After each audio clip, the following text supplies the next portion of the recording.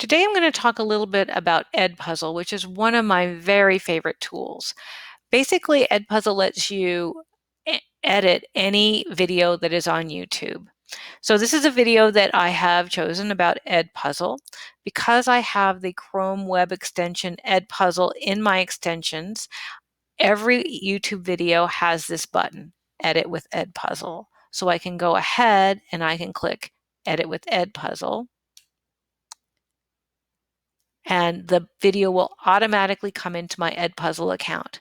And here I have some really powerful tools. The defaults to the crop tool, and that's one of the top uses that I have for this tool. Often you have a video, this one is almost 11 minutes long. That's probably too long to show in the classroom. So you can grab these little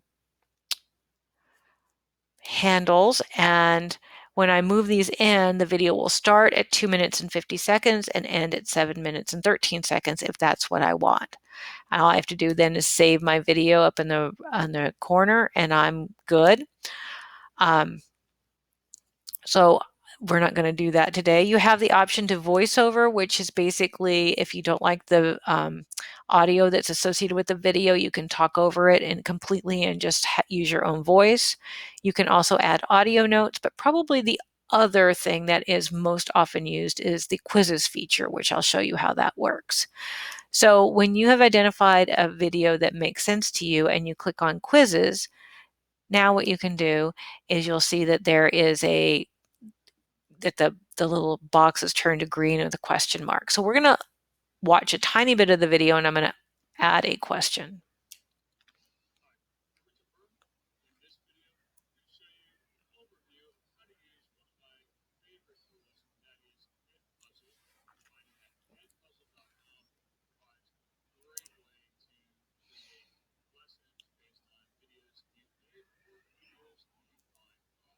So I'm going to click on this question mark and that brings me to adding the question. So there's a default to an open-ended question, which you can certainly ask.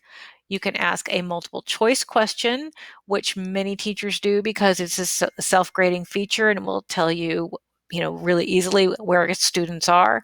And there's a comment feature. So if you come to a part of your content video that you want to be sure that you point something out to students, you can add a comment and it will stop the video and they can read the text that you have. Similarly, you could also do the same with the audio note as well. So I'm going to make a multiple choice question. What is the name of this tool? And we're going to say Ed Video, which is incorrect. So I'm going to click the X and I'm going to say Ed Puzzle, and that is correct. So I'm going to click green. And then of course I could add additional answers here and then I'm going to click save. So now when students are watching the video at this point, the video will be stopped and they will be forced to answer this question before they continue on to the video. So I'm going to click continue here and I'm going to pause and I'm going to go ahead, since I only want to ask this question, I'm going to click save and I click finish. So now there I'm going to get asked some questions. So this is fully integrated with Google Classroom, so I can easily assign this video to one of my classrooms. I can also prevent skipping. I can which means that students can't go past the question and watch the rest of the video until they've answered. I can turn on closed captionings.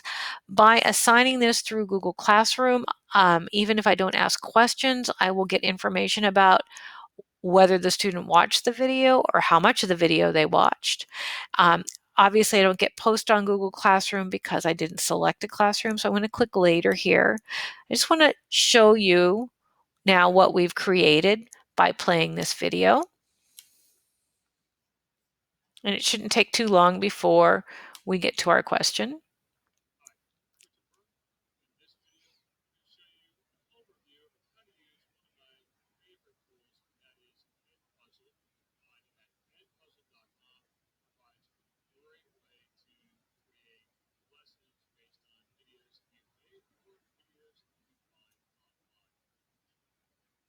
Okay, now I have my multiple choice question down here. What is the name of this tool? It should not let me skip. It does allow me to rewatch, and I'm going to answer Edpuzzle and submit. And it's going to tell me that I'm doing good. So I can either rewatch or continue the video at this point. I think this is a really outstanding tool and one that is very much belongs in your repertoire.